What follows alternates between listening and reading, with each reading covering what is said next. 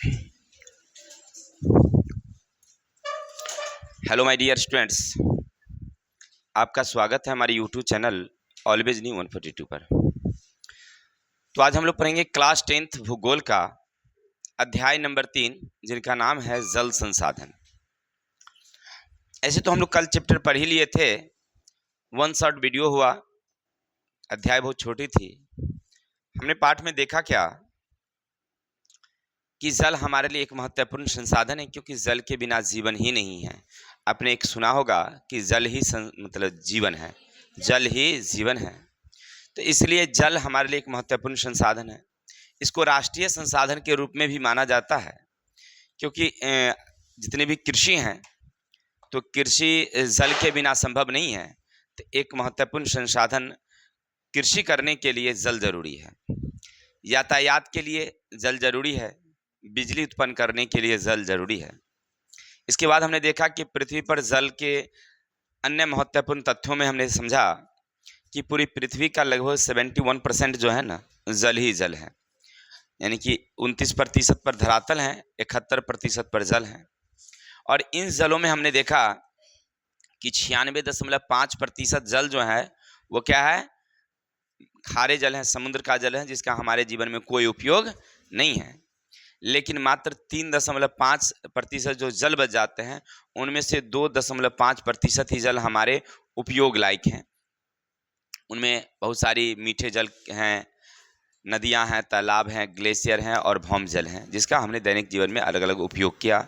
फिर हमने देखा कि भारत में जो जल है उनका स्रोत क्या क्या है। तो सबसे पहला हमने देखा वर्षा, जो कितना था कि औसतन हमारे देश में वर्षा 100 सेमी होती है।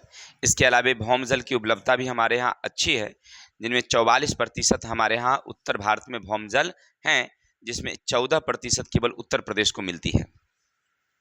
इस तरह से मिलाकर के हमने देखा कि बहुत सारी नदियों में जल हैं, और इन जल से हम लोग बहुत नदी घाटी परियोजना हमने लगाया। और बहुउद्देशीय नदी घाटी परियोजना इसलिए उसको कहते थे क्योंकि एक उद्देश्य से लगाई गई थी और लाभ उससे बहुत ज़्यादा था, इसलिए नाम रखा गया बहुउद्देशीय। माने उद्देश्य तो एक ही था। जैसे कोसी नदी में बाढ़ आती थी तो क्या होती थी कि फसल तो नष्ट होती ही थी और सबसे ज़्यादा बीमारियां लाती थी। तो इसे बाढ़ नियंत्रण के लिए हमने बांध बनाया, और इन्हीं बांध से हमने कई फायदे लेना शुरू किया, जिसमें मछली पालन है, सिंचाई की सुविधा है। इसके अलावा वहाँ पर बिजली तैयार किया गया। जैसे बिहार के हनुमान नगर, समझिए नेपाल ही पड़ता है, नेपाल के हनुमान नगर में कोसी बैराज बनाया गया, जहाँ से बिजली तैयार की जाती थी। मात्र ज़्यादा नहीं, 20 मेगावाट बिजली तैयार वहाँ पर की जाती है, बहुत ही कम बिजली तैयार की जाती थी। वर्तमान में वो भी बंद है। हमारे बिहार की दूसरी नदी घाटी परियोजना थी, जिनमें थी सोन, और तीसरी नदी घाटी परियोजना थी जिनका नाम था रिहंद। लेकिन वर्तमान में अभी तीनों परियोजनाएं बिल्कुल बंद है, बिजली तैयार नहीं की जाती है। हमारे यहाँ ताप विद्युत ही सबसे ज़्यादा है। जल पुनः पूरण, जल संकट और जल संरक्षण प्रबंधन इत्यादि की चर्चा हमने पाठ में किया था। अगर आपने वह वीडियो नहीं देखा है तो पहले उस वीडियो को देखिए, बारीकी से ध्यान से देखिएगा तो सब कुछ समझ में आएगा। अगर देख लिए हैं तो कोई बात नहीं है, चलते हैं हम लोग इस पाठ के जितने भी क्वेश्चन हैं, जिनमें सबसे पहले है कारण बताइए, उसको हम लोग देखते हैं कि उसमें क्या लिखा गया है। चलते हैं, क्वेश्चन क्या है समझते हैं।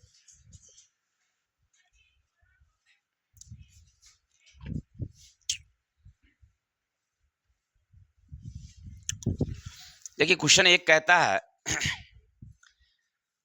पृथ्वी पर महासागरों में बहुत जल एकत्रित हैं, फिर भी अनेक देश जल संकट से त्रस्त हैं, क्यों? देखिए क्वेश्चन बड़ा ही इंपॉर्टेंस है। क्या कहता है कि पृथ्वी पर अगर देखा जाए तो लगभग हर देशों में जल बहुत ज़्यादा उपलब्ध है, यानी महासागर में जल है, लेकिन फिर भी देश जल संकट से त्रस्त हैं, क्यों? तो इसका मेन रीजन हमने क्या देखा कि जो महासागर के जो जल हैं वह बेकार है, हमारे उपयोग लायक नहीं है। वह न तो सिंचाई करने योग्य है, न ही पीने योग्य है, या अन्य कोई भी कार्य में हम उसको उपयोग नहीं कर सकते हैं। इसीलिए जल होने के बावजूद भी क्या है, जल संकट की स्थिति है। किसी को कोई दिक्कत? फिर समझते हैं क्वेश्चन क्या कहा। पृथ्वी पर महासागरों में बहुत जल एकत्रित है, पृथ्वी पर महासागर में बहुत जल एकत्रित हैं, लेकिन वह जल हमारे उपयोग लायक नहीं है। 96.6% जल है।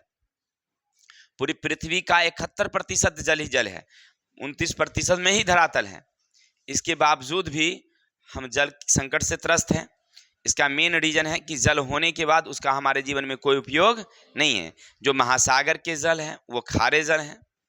खारे जल होने के कारण न तो उसे हम लोग अपने पीने में उपयोग कर सकते हैं, न ही सिंचाई में कर सकते हैं, या अन्य कार्यों में हम उसका उपयोग नहीं कर सकते हैं। इसीलिए जल संकट की स्थिति। कोई दिक्कत? एक क्वेश्चन समझने में दिक्कत? आगे चलते हैं।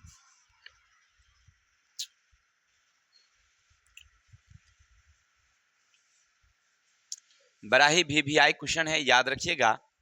आपसे पूछा जा रहा है कोसी नदी को बिहार का शोक एवं दामोदर नदी को बंगाल का शोक कहा जाता है, क्यों? हमने पिछले दिन यानी कल हमने पढ़ा था,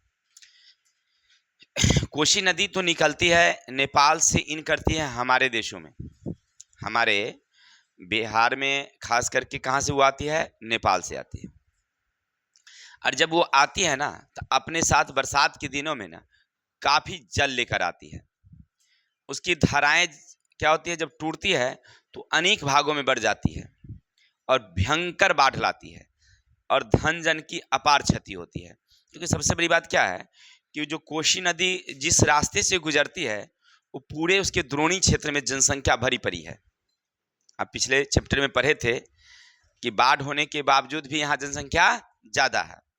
तो नदी जिस रास्ते से निकलती है उस रास्ते में जनसंख्या बहुत ज्यादा है, और जब बाढ़ आती है तो इन जनसंख्या को क्या करती है?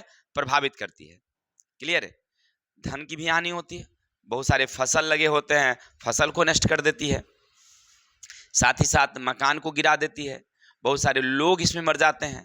तो इसलिए इसको कहा गया है शोक नदी। जैसे क्लास 11th में जब आप जाएंगे, 11th नहीं शायद 12th में है या 11th में, ध्यान में नहीं है, तो एक लेखक लिखते हैं कि हमारे मित्र प्रत्येक साल 1-2 गायब हो जाया करते थे, तो हमें भी शंका हुआ करती थी कि पता नहीं हमारी बारी कब आएगी, इसलिए छोड़ करके भाग जाते हैं। कहाँ? बंगाल चले जाते हैं, ठीक है ना, बिहार को, उस इलाके को छोड़कर। कहने का अर्थ है कि इससे जान माल की बहुत क्षति होती थी, इसलिए इसको क्या कहा गया है? शोक नदी कहा गया है। तो आप लिखेंगे कैसे?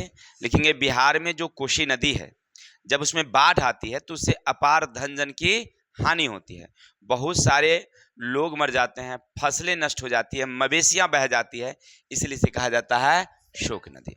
ठीक है। दामोदर नदी, तो लिखेंगे बंगाल में उसी तरह से दामोदर नदी में जब बाढ़ आती है तो वहां भी काफी धन जन की हानि आती है, बहुत सारे वहां फसल नष्ट हो जाते हैं, उससे बहुत सारी लोग, मवेशियां, घर मकान सब बह करके चले जाते हैं, इसलिए उसे दामोदर को बंगाल की शोक नदी हो गया। शोक कहने का मतलब बहुत उसे कष्ट होता होगा लोगों को। एक साल ऐसे ही बाढ़ आई थी बूढ़ी गंडक में, पिछले 2-3 नहीं ज्यादा दिन हो गया है।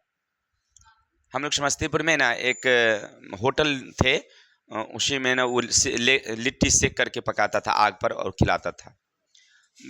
बेचारे यंग आदमी थे, घर उस पार था, बाढ़ आ गई, बांध टूट गई, जो कहते हैं सुनने, और वो घर जब जा रहे थे ना तो वहाँ पर बांध पर जब गए तो सोचे कि बांध को ना हम ऐसे छलांग लगा के अब पार कर जाएंगे। पार तो कर ही गए थे, लेकिन जैसे उस पार जैसे छलांग लगा करके कूद के ना तो मिट्टी गिलगिला था, ऊपर जैसे दबाव से वजन पड़ा कि वो कट के नीचे गिर गया, पानी के साथ बहते चले गए और बहते जा करके उनकी मृत्यु तो हो ही जाती है उस बेग में। और साथ ही साथ दुर्भाग्य क्या है कि उनके अपने घर के पीछे ही जा करके एक बांस का मतलब बगीचा था, उसी में फंस जाते हैं अपने बगीचा में। बाद में जब सूखता उगता है, घर लोग पहुंचते हैं तो देखते हैं कि उसी में उसका आदमी फंसा हुआ था। दुर्भाग्य की बात ये थी। तो बाढ़ से बहुत सारी धन की भी हानि होती है, जन की भी हानि होती है, लोग भी बहुत सारे मर जाते हैं। चलिए अगला क्वेश्चन है, जल अत्यंत महत्वपूर्ण संसाधन माना जाता है, क्यों? अच्छा, जल हमारे लिए एक महत्वपूर्ण संसाधन है, क्यों? सबसे बड़ी बात, अगर जल नहीं रहेगा तो हमारा जीवन चलेगा ही नहीं।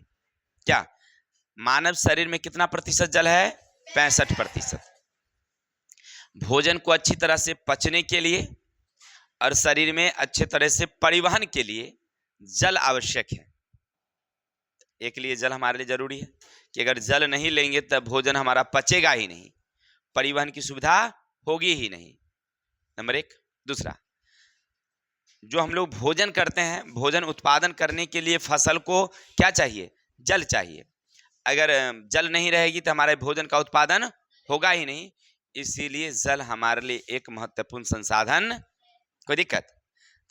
पहला तो हमारे शरीर के लिए जल चाहिए, दूसरा हमारे फसलों के लिए जल चाहिए। अरे नहाना धोना कपड़ा धुलाई तो बाद की बात है, क्या पहले तो जिंदा रहने के लिए तो चाहिए। अच्छा, शरीर में जो हमारे शरीर का टेम्परेचर है ना, तापमान, उसको भी जल क्या करती है? नियंत्रित करती है।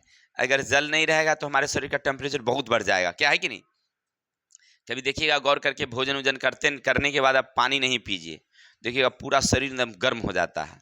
पानी पीने के बाद ही वो ठंडा होता है, पूरा रेड वाटर और गर्म हो जाता है, नहीं हो जाता है? रेड वाटर यानी भोज में खा लेते हैं ज़्यादा करके, अब उसमें तो पानी तो अटाई होता नहीं है, क्या? देखिए सब खाते हैं, ऐसी कोई बात नहीं है कि सारे जी खाते हैं। भोज एक ऐसी चीज़ है जो थोड़ा सा निक भोजन रहता है, और वहाँ पर क्या होता है, थोड़ा सा दबा जाता है, बहुत सारा आइटम रहता है, थोड़ा थोड़ा खाते खाते में कुछ ज़्यादा हो ही जाता है, सब लोग खाते हैं।